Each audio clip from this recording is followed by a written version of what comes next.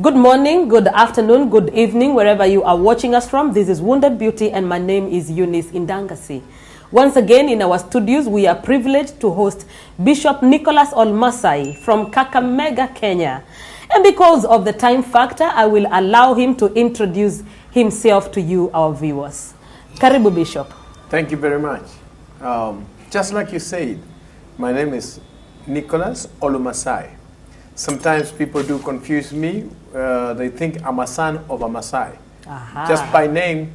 If I'm in Masai Mara, where the Maasai people are, I change that name to Olumasai. Okay. Olumasai.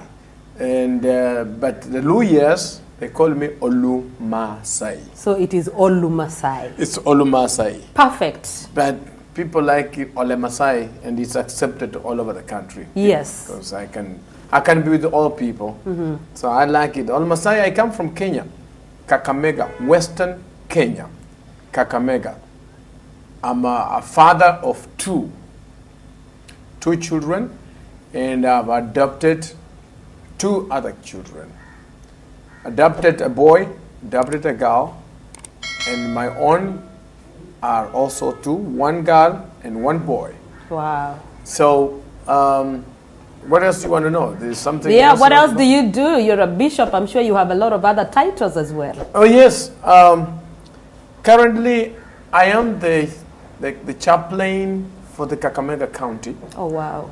I do pray for the government, and I do give advice to the government of Kakamega, and I'm the leader for the interfaith of Kakamega County and the whole western region. I coordinate the matters concerns the interfaith. Delighted to have you in our studio, Bishop. You are a respected leader in your community as well as in the house of the Lord. Many times you're here today to share with us your testimony. Our program is called Wounded Beauty. Many times when we talk about testimony, especially of a man who has a lot of experience like you, people may say, well, I don't know where to begin. But I always tell people, begin from the beginning. Yeah. The beginning of Bishop Olumasai. Where did you come from? Tell us about your early life, childhood, and how was that? You know, when I was born, I come from a very poor background. It's called background. Yes.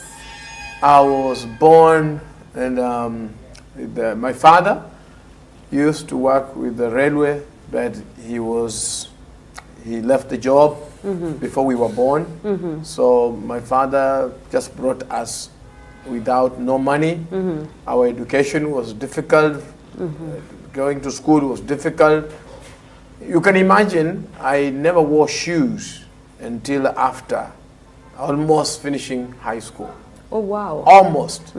Almost. That's around the age of... And that made my feet grow bigger, because I was not wearing shoes for a long time. Whoa. So my legs couldn't fit in most of the shoes. When I went to do exam, I borrowed my brother's shoe, which was smaller. Oh, I just wanted to finish that exam faster because I was being pinched. It was bad because and I didn't have the socks.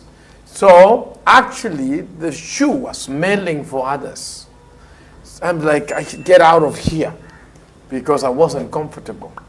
Wow. And I think that contributed to my results because I was not comfortable. I wanted to get rid of that class. I wanted to get out of that place.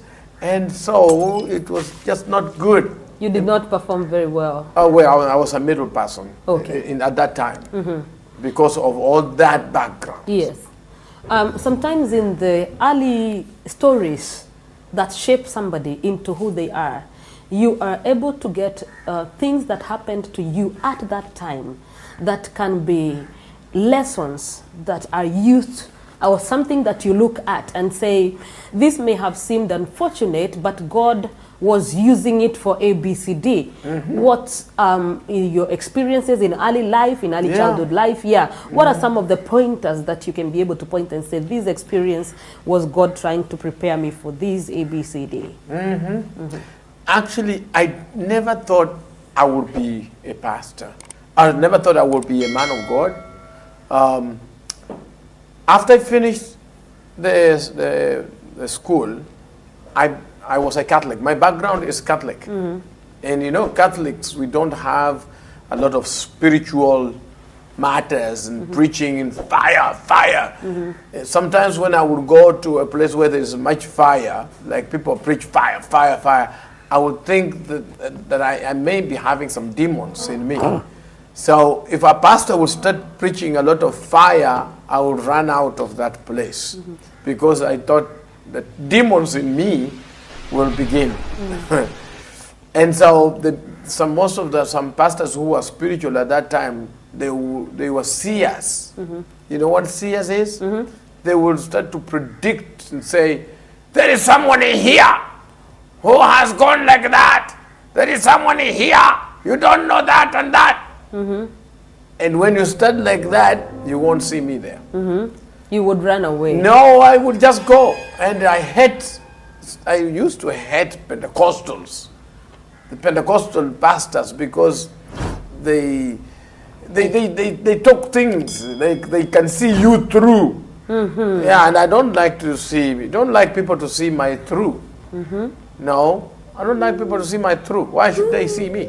That was at that time. Yes, at that time, of course, yes. Not now, but that time. I didn't like Pentecostal pastors because they speak and they preach and they see you through. That was the problem. Okay.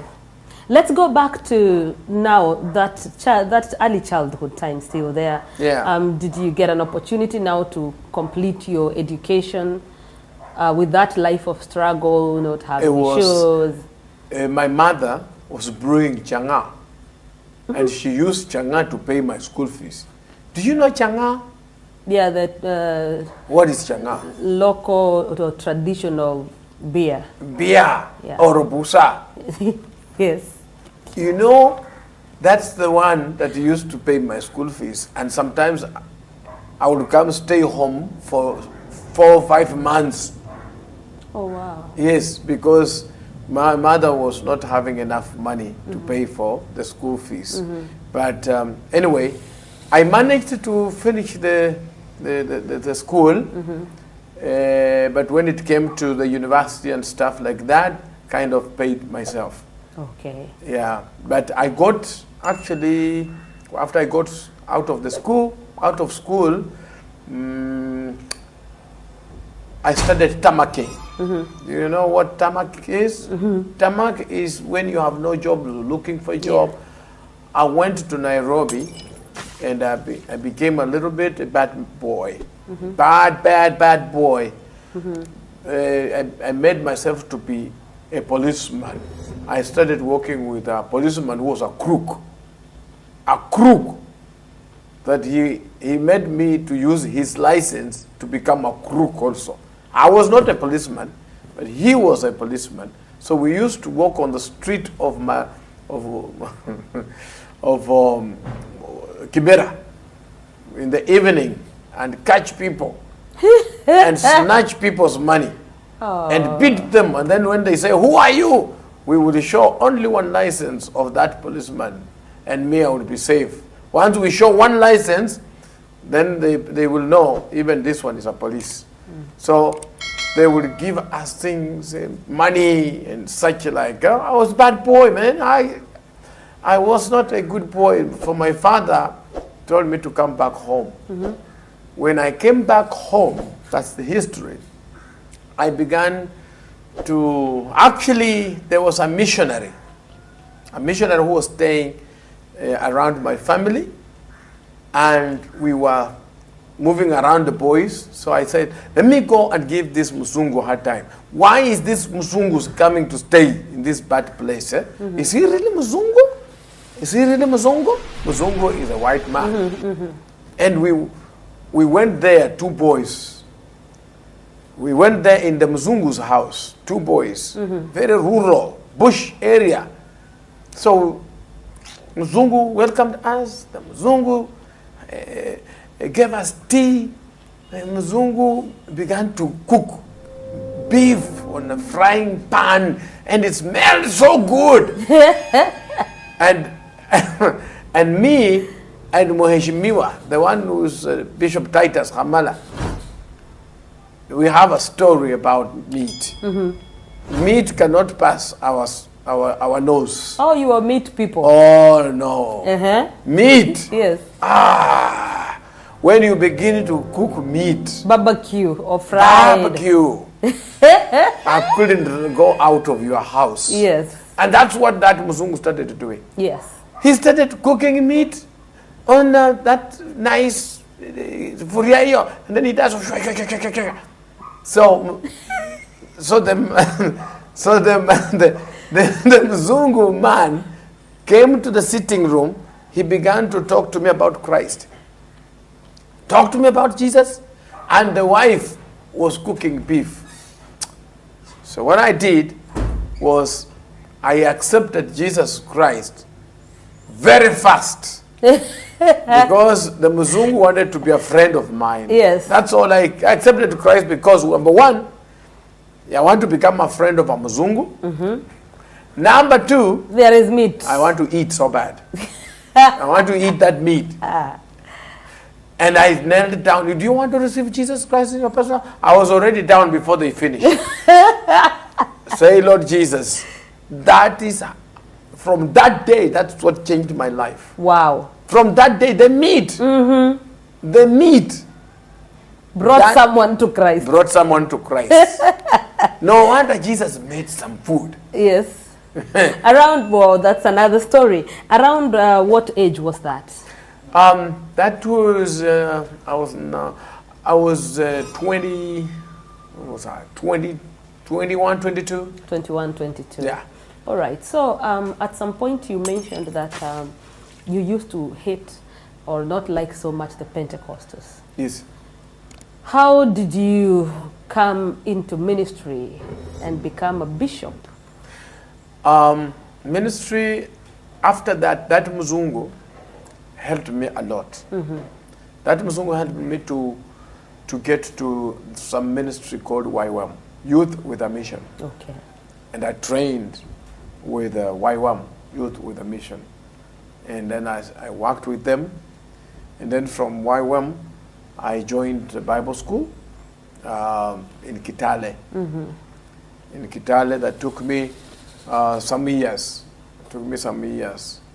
When I came back from there, I started working with a ministry called York Evangelistic Ministry. So I worked with someone by the name William Kumondo, and we came to Mombasa here.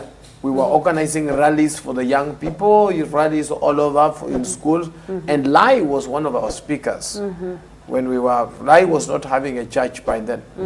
So we would organize meetings, and Lai would come and speak in our rallies.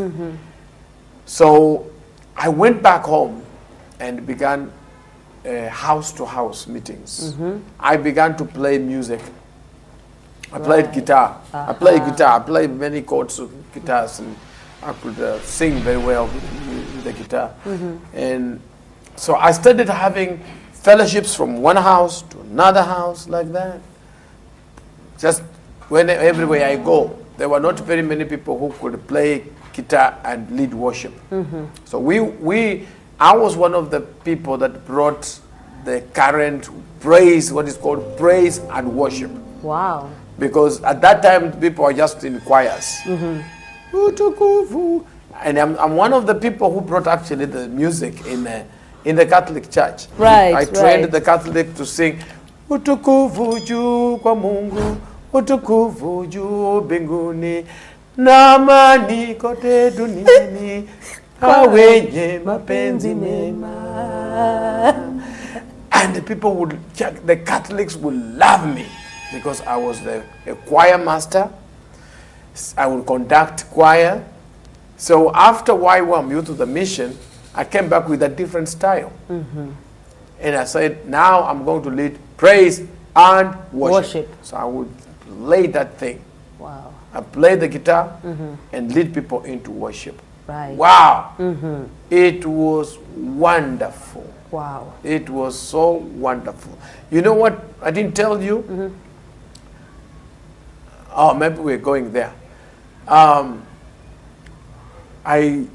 started a ministry when I was very young. Ministry. From that time, I started a ministry with the street boys. Okay. The street boys. I was still young, but the guitar.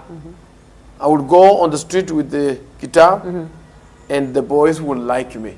So they would go, hey, yeah, oh, yeah. And I would sing, music for them, and they would play until I invited them to the church, and not just to the church, but some of them, the true street boys, they were about 2. I had sympathy for them, and I bought them a house, not buying, but rented a house for them. That is what prompted me to start an orphanage. I'm one of the first people who have the first orphanage in Kakamega. Wow. First orphanage in Kakamega. And I went back to college. So by this time you're still a Catholic? No, I can't. That can't happen. What happened? How did you live? What make you think? No. Okay. I can't be a Catholic in such a. That's the past tense. Okay. Yes, of course. Okay, that's those days. I was a Catholic before I got saved. Right. Aha. Yes, But before I after gave you my gave life your to life Jesus. to Jesus, you Yes. moved. Okay. I moved on. I was Okay. running an orphanage when I was actually not in any church. I was going to different churches. Okay. Only you had this passion within you. Yes, I was going to different churches and bring people to different churches, and until I started my own church with two people, and 5 orphans. We started our own church at a primary school. Wow. That church right now, as we are speaking, it has 500 members. Wow. Glory to That God. is how you started. That's how we started a church ministry. Wow. For 500, and I think people like going there. I have trained very many musicians, very many musicians in my church. Until today, I don't do music anymore. I have left the music to others. To those that you've mentored and yes, trained. I train. Okay. I train and then I leave to them. All right. I started actually church or ministry before I got married. Wow. It's also a big passion. Take us there. Where? Family life. You got married. You really want to hear that? Yes. Did you find her in church, one of the congregation members? Well, first of all, praise and worship girl? No. I was not looking in the praise and worship. Yeah, where did you look? I never liked the ladies that I was doing ministry with them. They looked to me like my real sisters. Oh, right. Yes. I was very respecting. I respected them. Yes. So when I see the people that I will do ministry with them, I'll see a different picture. Yes. Yeah. Right. So I was, those days there's something called post office. So I was going to post office very regular. But I had also seen there a lady. At the who post was office? At the post office. So you kept checking your mail. Yes. Even when there is no mail, I won't checked. They blocked my mail. Yes, box. your mailbox, yes. And the only one who could help me get my mail, was her. Hallelujah. So I said, she has a very good heart. Yes. But she's not a lawyer. She's not my tribe. What can I do? I checked them several times. Then someone from the post office confirmed and said, hey, you have a good lady. That's a good lady. That's a very good lady. I said, no, I want a lawyer. Can she cook ugali? Yes. They said, yeah. So anyway, I loved her. She was from Mount Elgon. Okay. She was a Kalenjin.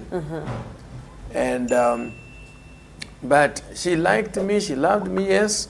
But when I went to things of taking cows there, you know what they call that? The dowry. Dowry negotiation. Yes. They never liked me. Why? The parents never liked me. They said, you are just a preacher. Oh, they wanted a rich person for their daughter. Yes. Their daughter was already working. Yeah, was already working in the post office. Yeah. Me, I'm just making noise carrying on the street. a Bible and a guitar. And a guitar man. Yeah. So they said, what are you going to feed our daughter? And I was also a bit of rude. Eh? I said nothing because that was an abusive question. Yeah. I said nothing. The people I went with are the ones who are answering.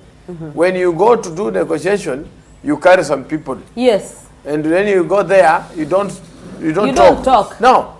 Yeah. No, you don't talk. When you go there, they talk for you. But you talked. I talked. And That's why they rejected They you. even wanted to kill me there. When paying dowry? No, because I answered. So you ran? Yes, we left the house. I left the house. With your team? I left the house and we went outside, and then she was not in. She's not allowed in the house. Yes. She was in the kitchen cooking. Yes. So she came back very furious. How do you ashame me like this? How do you ashame me like this? Then they pulled me back. I went back. I went back to the house. So now... You apologized? No, the other people that I was with. Okay. They apologized for me. Okay, sir. But anyway, after we left, she came back to Kakamega. And she was... we almost didn't marry each other.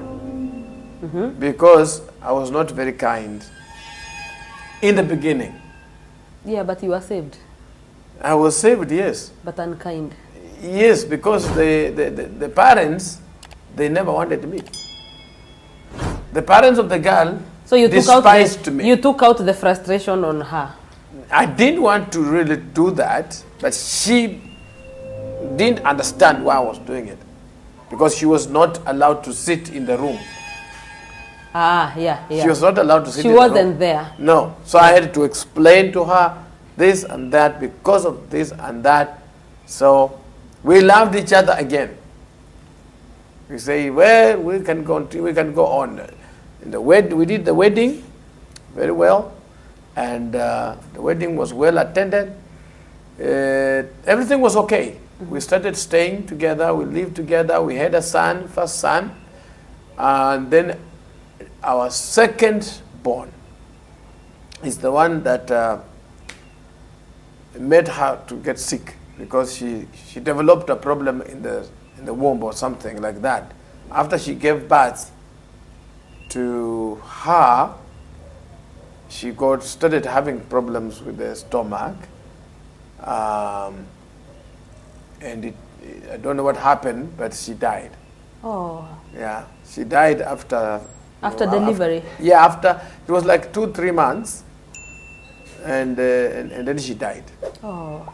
Yeah, so we have our last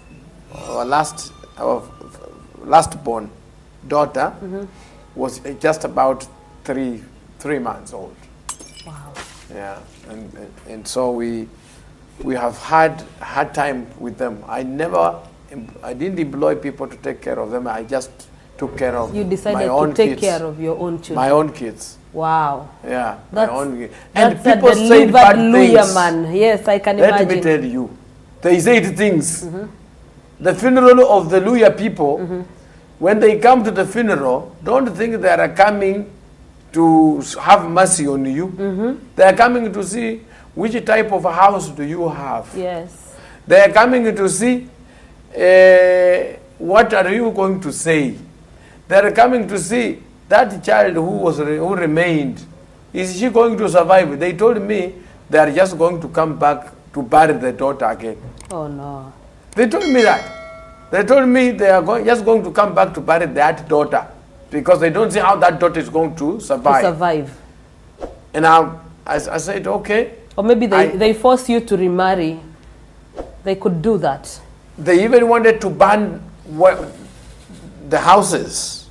Why? Culture of the Mount Elgon is that she should die with the house, Oh, so no. that I can start building another house for the one I'll marry. Oh, no. So the church people, they stood with me, and they said, in fact, one of the people who stood with me was Wandera. Ah. Bishop Wandera, who also has died, and the Bishop of the Episcopal Church, Bishop Chunge, and a lawyer. Chunge has married a lawyer. And there is a man, he's still in my church, he's called Toto. Toto is a man. Toto is a man who is doing a business in Kakamega, and is my member in the church. Toto is well known, the one whose bus that killed some people, Huko, if you can remember. So why is he called Toto and he's a grown-up? Toto is a nickname. Oh. Was a small boy who is Toto. Now I get it. Toto is a nickname. He was a small boy like this, but now he's huge. He's a big man now. Anyway, Toto protected me with the church members, and they told those people, yeah, go home. We will take care of our own. So anyway, up to today, that daughter of mine, I love her so much. Yeah. I have never gone to the hospital because she's sick. Wow. My boy, I have never slept in the hospital because walikuwa wananiambia kwamba wanarudi matanga. Because first of all, I'm a man, I can't take care of her. That's what they see. Of a baby girl. Of a baby girl. Well, I can't see how I'll take care of the kids. Yeah. Mungu ananipenda. Amen. God loved me so much. Amen. Ya kwamba watoto wangu hawako watoto sickly. Paka leo. Today I'm here. Mtoto wangu ako class 8. Wow. Anafanya mtihani. Praise God. Well, class 8. Kijana ako university. Kijana wangu ako university. Na sina maid. Nilikataa kuleta maid. Nilichukua maid siku moja na nikamwacha na mtoto. Nilipoenda ng'ambo, ati nimeacha maid na mtoto. Nilirudi mtoto only siku moja. Hiyo it was siku moja or a month or so. It was 1 month. Nikapata mtoto amelishwa mayai, ameanza kujikuna because too of much protein. Yes. Ndio nikarudi nikasema sasa sitembei. I have actually disciplined myself not to travel. From that time, it's about 13 years ago, because I wanted to bring up my own kids. Wow. Not any other person. Because sometimes we employ maids, and the maids come, and whatever they do to your children, you don't know. So up to today, I'm still taking care. Now they are able to cook for me. Wow. Now I'm able to travel to come here and do ministry. So the ministry without mama, it is also not good. And it is not easy unless you have Christ in you. Yes. Some people left the church because they don't have a motherly love. Yeah. They left. Not that I'm a bad person. They left the church because they wanted a motherly, and they also thought that now I will not be holy. Some people thought I would start attacking their women. So they were very insecure. And that killed my morale for ministry. It really kills morale, because the people think that because you don't have a wife, you can't be a pastor. But I disapproved them. Even up to today, I have disapproved them. If the Catholics are called priests, and even the bishop of the Catholic can manage the Catholic Church without a wife, without even a sister, but they are doing the ministry in the Catholic, and a huge ministry. Why do you think that our churches, our Pentecostal churches, ati wewe uwezi kurani church bila pipi. Ni nani? Who has bewitched you? Ndio unaanza kuniambia ati wewe hauwezi kurani church bila mwanamke. Kama unaniambianga hivyo kweli kabisa, wewe ndio the most lustful person. Kwa sababu mimi nimeokoka. Kweli mimi nimeokoka. Yes, Bishop. Nimeokoka tu sana. In the beginning of the ministry, in the first 1 month or 2, 3, after she died, I was very lonely. And because of that attitude, I felt very rejected. And I began to, people were not becoming my friend. I wasn't very happy with the women anyway in the church. In fact, the spirit, when I was on stage one day, I told them, I don't want to see a woman climbing in my car. I was bitter. I was very bitter. If you see my car, give me way. Because I don't want bad testimony. They shrinked. And I didn't know I was talking badly. The women in my church, they ran away. Kumbe women wants you to carry them in the car. They want you to carry them in your car. Yeah. They left it because and then people will begin to say, who is Bishop carrying every day? Ndio hiyo. Yeah.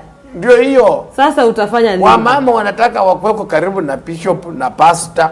Na wewe unasema msipande gari yangu. Nilikundua usipokaa karibu na watu wako, karibu watakuacha. True. Watakuacha. Yeah. And so mimi nilitangaza nikifikiri I want to be safe away from a woman, but I was killing the ministry. Most people who are in the church even today who supports the church are women. Women are number one. That's true, Bishop. Yeah. Sasa mimi nikakundua hiyo siri, nikafika mahali nikabadilisha, because I hated women, na nikafikiria hata nikioa tena atakufa. I had a bad attitude. Ya kwamba hata nikioa tena atakufa kama huyu mwingine. Yeah.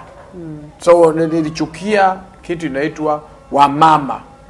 Nilikuja nikachukia wamama sana. Sikuwa nasema kitu kwao. Wengine walikuwa wanatamanianga mimi tu kwa umbali. Lakini mimi naenda najifanya kama sioni. Najifanya kama I don't have a feeling for them. Part of that life story concerning marriage, and then later your wife falling sick and dying and leaving you, with ministry and with children.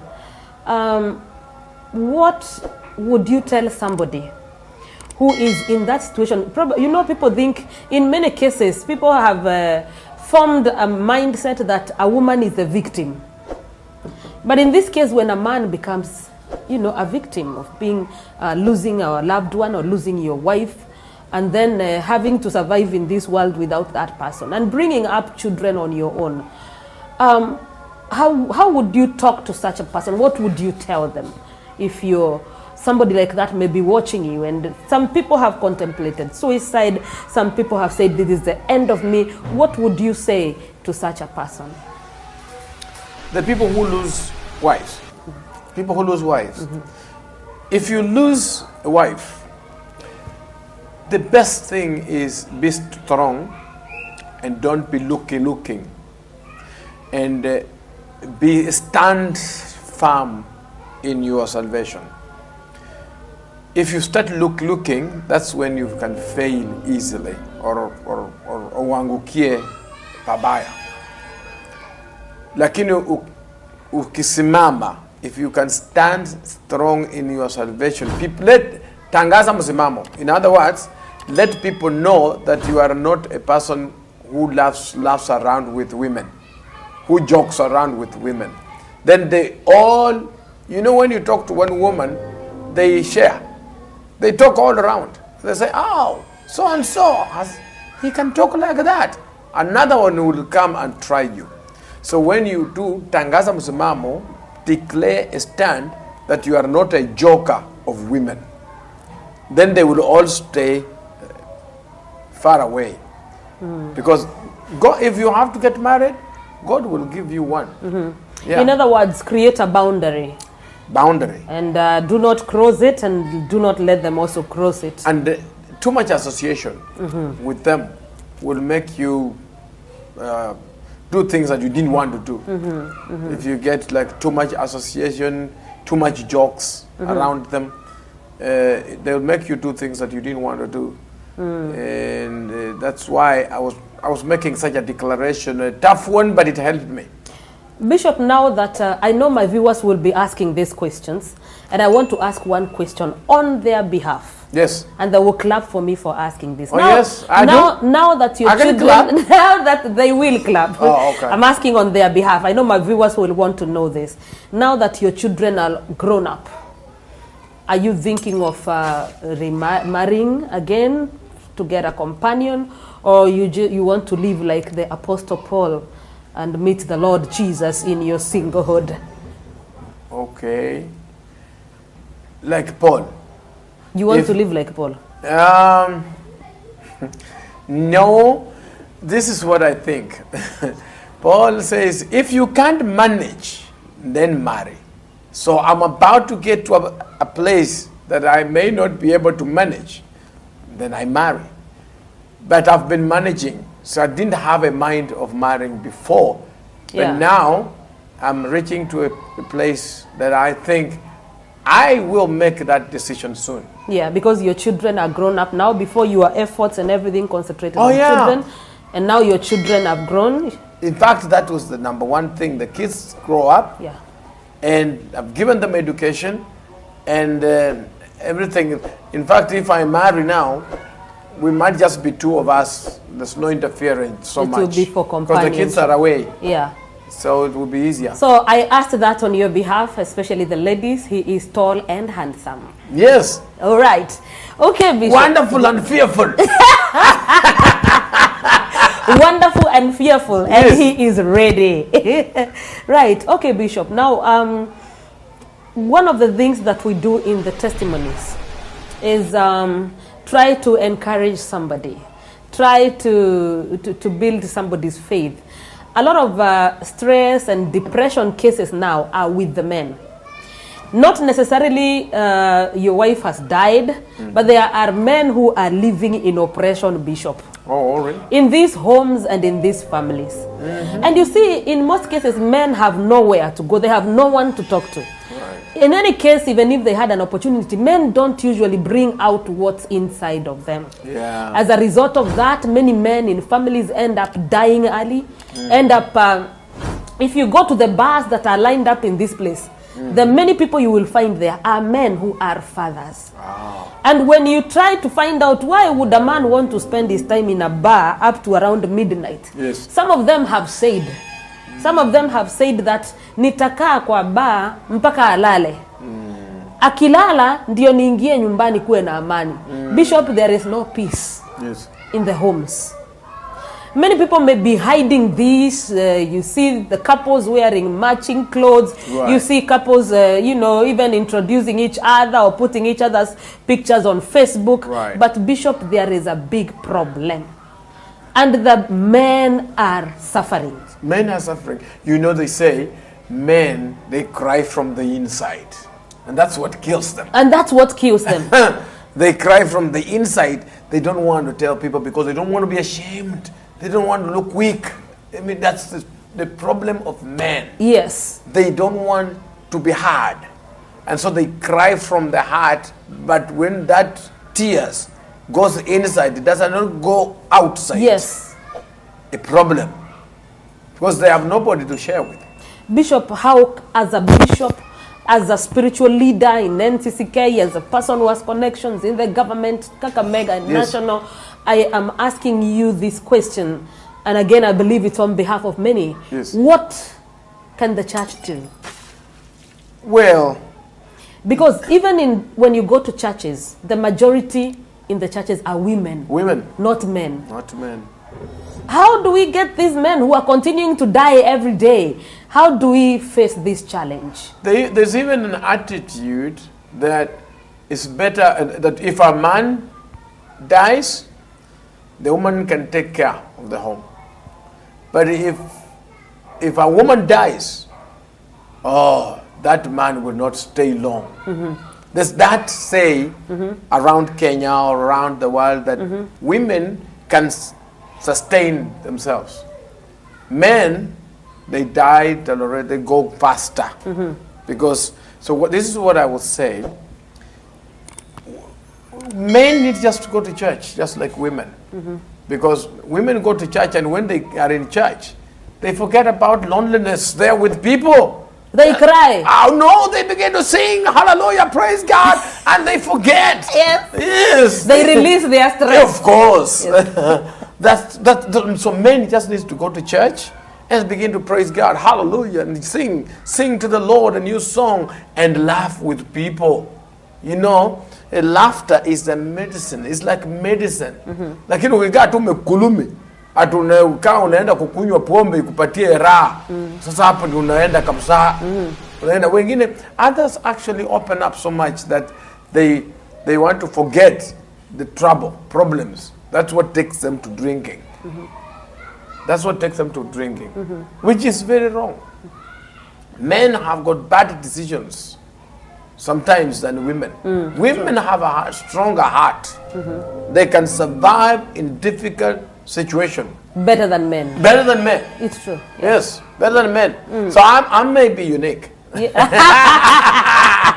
Right, Bishop. Yes, you have survived. And that is why you have something that you can tell to this man. And what you're saying today is that the men need to express themselves more. Yes. And not to be ashamed. A lot of it being, of course, the cultural factor. Yes. That a man should not show weakness. Yes. And that lack of showing weakness then becomes the Yes. same thing that finishes them with depression and oppression. Oh, and all that. yeah. Bishop, hata wengine wanapigwa. And you know, mwanaume akipigwa hawezi kutoa sauti. Kwanza sauti yake ni bass. Oi. Oi. Let's not go far. So a man will not make that. But the women, I know cases. A woman will be beating the man physically and screaming, "Why, help me!" That should be hard. And everybody will come and support the woman. Yes. And the man will not talk. So women easily can get support. Yes. Man, even in the ministry, if you are a woman's ministry, you get more support, you get more mercies. So it is mercies. Yeah, women get mercies. Yeah. Men, oh no, they think you are strong, you have got money, even if you don't have. People just assume you are okay. You are okay. Viewers, a lot of wisdom and a big message, very important points from Bishop Olumasai. Some people call him Olupapa.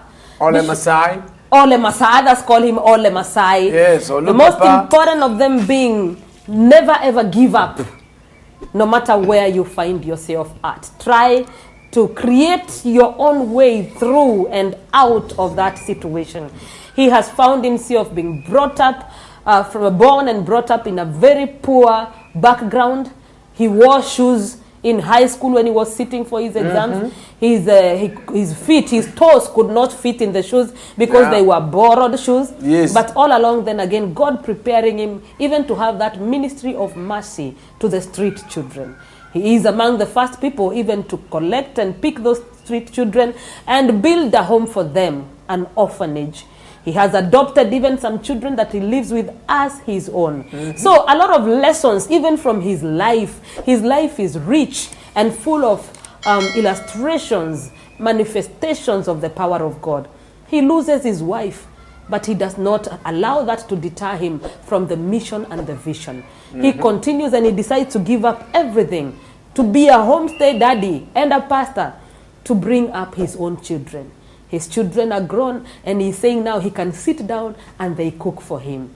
What a mighty God we serve, who strengthens us and brings us to a place where we can stand on our feet again. Thank you very much, Bishop, for coming in. Before we wind up, one word to the people. First of all, you're doing a great job. Thank you, sir. What is this kipindi is called? Wounded Beauty. Wounded Beauty. Yes. So turning scars into stars. Into stars. Yes. So you see me like a star. Yes. Wonderful. That's what we are here now for. Yes. We are making stars out of wounds. We are making beauty out of nothing. And we are making a lot of Esthers. Yes. We are here to tell someone there, despite all that you're going through, difficult persecutions, this is a time for you to push. Continue doing what you're supposed to do. Continue doing the ministry. Don't give up. Don't stop. Do it and do it and keep up doing it. Despite whatever the death of your wife or your husband, keep up doing it. Do it until to the end, until you see Christ coming. Do it. Wow. May the Lord bless you. May the Lord keep you. May the Lord cause his face to shine upon you and be gracious to you, both now and forevermore. Until next time, bye-bye.